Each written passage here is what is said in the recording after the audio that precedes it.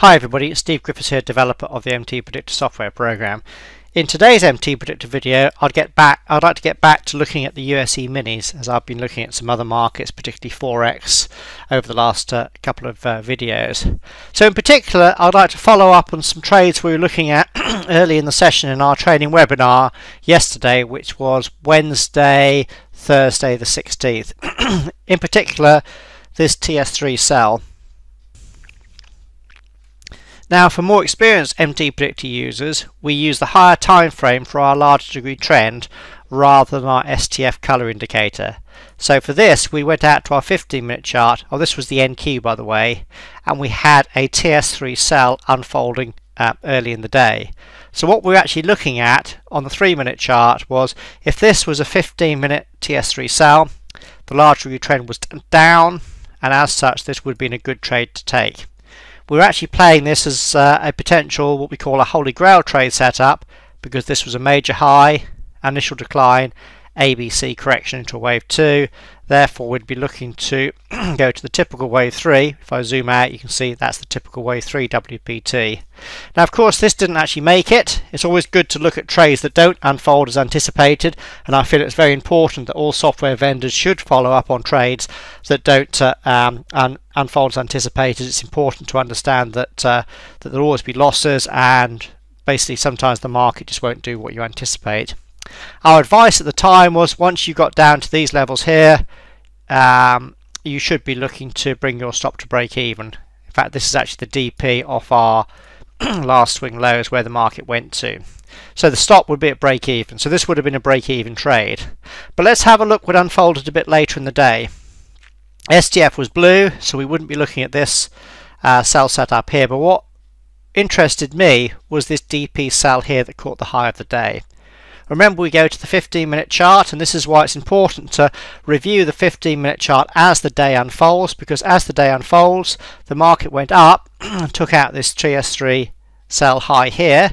But if we place our Elliott waves on, can you see how this was now a 5-wave sequence with the high of the day coming in right at the typical wave 5 WPT.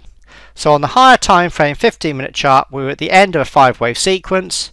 So if you now come down to the 3-minute chart, this would be a good one to take because it was at the end of a 5-wave sequence.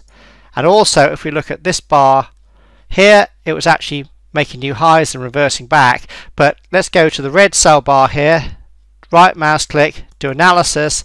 So that would be a good one to take. Market went down to the first target, and the result would have been a nice 3.2R profit. Remember, we use correct position sizing to keep the initial risk small and profits larger than the initial risks.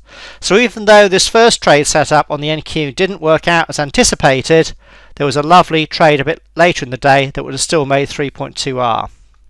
Another market we were looking at, and I'll go to the 15-minute chart to start with, was the ES. Now this was quite interesting because even though the NQ had made a high on the 15-minute chart, the ES hadn't. So if I just take everything off, oh, it is already off already, we went back to our prior main pivot here, and we actually had this level on our chart, and we're actually saying that the ES hadn't reached its resistance level. So that's the high we had on the NQ at that point, but you can see it wasn't at our resistance level. But the market did actually reach that level a bit later in the day, and actually if I do a right mouse click up here, you can see this was also a 5-wave sequence with the high of the day coming in at the minimum wave 5 WPT. Let's look at how this looked on a 5-minute chart, not a 3-minute chart. On a 5-minute chart, because on a 5-minute chart, what was of interest was this TS3 buy setup. Why was this of interest? Well, because the market hadn't reached its 15-minute DP resistance, the large degree trend was still up, therefore this TS3 buy was still in the direction of the large degree trend. You can see STF is blue, so standard traders would have been taking this as well. So if we place the analysis on, you can see the market went up here nicely to catch a nice 2.5R profit right at the high of the day. So that was a great place to take your profit as well.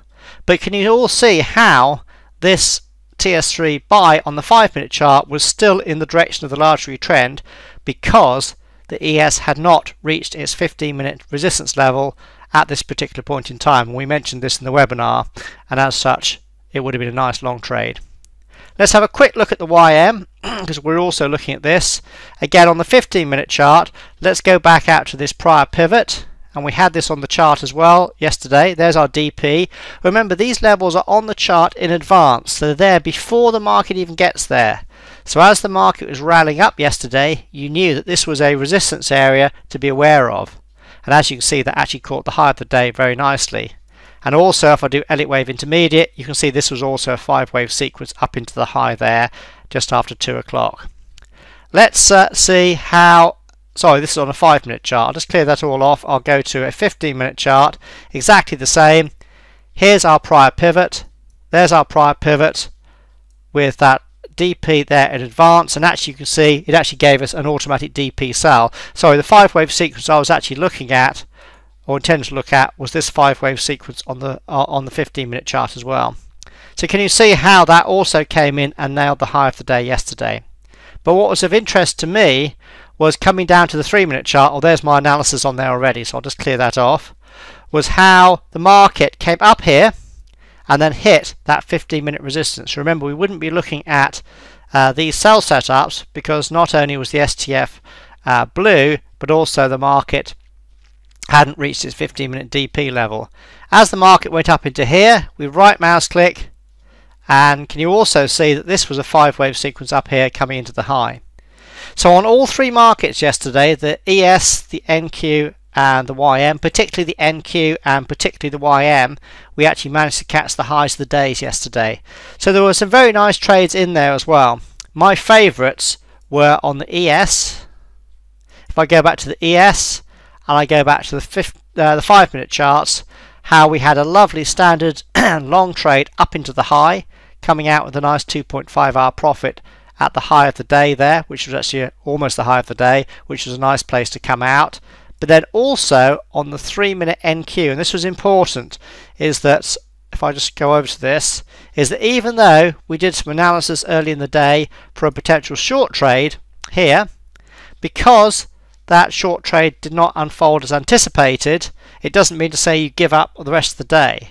As we have already seen, you keep following the 15-minute chart, you see that it keeps rallying to new highs. You then see that, whoops, sorry, I didn't mean to do that. You then see that at the high there, it was actually a 5-wave sequence, but more importantly, it was a 5-wave sequence ending right in the typical wave 5 WPT. This is the typical area where 5-wave sequences are likely to end. That is why, when you're on the 3-minute chart, suddenly this DP sell here at the high of the day actually is an inviting trade setup to take for the more experienced users. Then suddenly, rather than getting all upset about missing out on a potential trade that you were thinking was going to keep on going down here, you take a break-even trade on this, as I said earlier in the video. You then follow the market throughout the rest of the day, and then you catch a nice 3.2 hour profit at the end of the day. Remember, trading is about making money. It's not about being right. In other words, you reevaluate the market as new swings come in. So overall, a good day for MTPredictor yesterday, even though it started off not unfolding as anticipated earlier, but as we came into the highs of the day, which were around the 2 o'clock area, we actually had some very nice trade setups off the high of the day there. Pretty much set up on the larger degree time frame, which is what you should all be following. So hopefully this has been a good example for discipline and actually following the markets throughout the day and making sure that just because the markets don't do what you anticipate early in the day, you don't give up, because later in the day you could actually have some very nice trade setups like this, which will result in making money for the day as a whole, which is what you are in the business of as a trader.